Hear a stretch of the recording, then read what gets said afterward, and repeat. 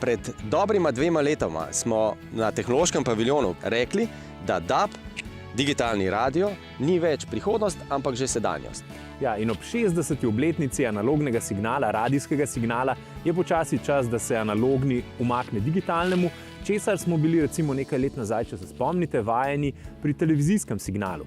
No, ampak če je digitalna televizija največ sprememb prinesla v hišo, jih digitalni radio več v avto. Pa poglejmo.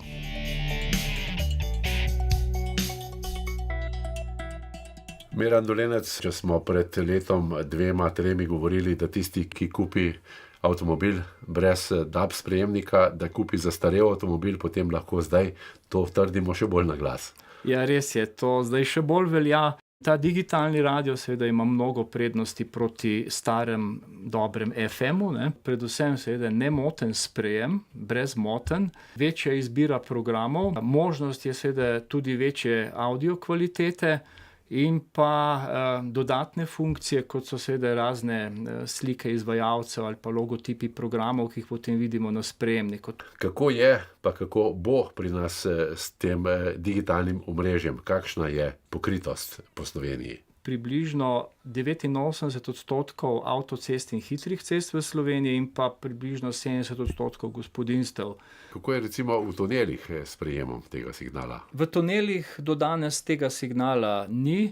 Lahko pa seveda povem, da skupno z Darsom računamo že v letošnjem letu pričeti z opremljanjem tudi predorov po Sloveniji s tem signalom. Ampak največja uporabnost, lahko rečeva, tega signala, sistema se kaže prav v avtomobilih, in na tem področju je Evropska unija zdaj izdala novo direktivo. Pričakujemo, da se bo uvajanje te tehnologije v naslednjih 2 letih širom celotne unije zelo pospešilo. Izdana je bila decembra tako imenovan Electronic Code, ki določa, da države članice morajo v 2 letih prilagoditi nacionalno zakonodajo, po kateri bojo zahtevale obvezno vgradnjo DAB sprejemnika v novoprodane avte.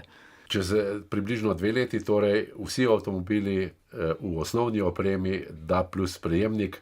Kako pa je danes? Nekateri to že vgrajujejo v avtomobile. Je res, tako po hitrem pregledu ponudbe na našem avtomobilskem trgu ugotavljamo, da nekateri proizvajalci in nekateri trgovci nekatere modele prodajajo praktično z DAB sprejemnikom v vseh paketih opreme, tako da kupec niti ne more več kupiti avta brez DAB sprejemnika. Spet drugi modeli imajo to samo v dražjih paketih, nekateri imajo pa to kot opcijsko doplačilo.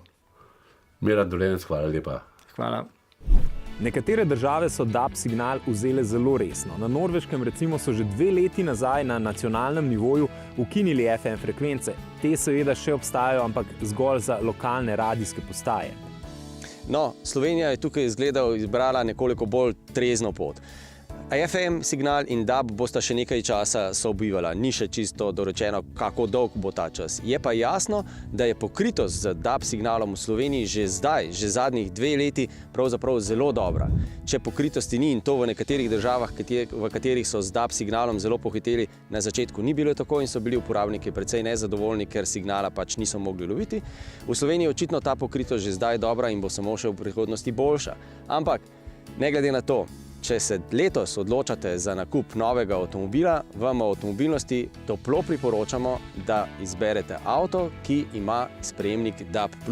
Nimajo ga vsi, nekateri prodajalci še prodajajo tudi avtomobile brez takih sprejemnikov ali zanj zahtevajo doplačilo. In da ne boste iz avtosalona odpeljali z zastarelo tehnologijo.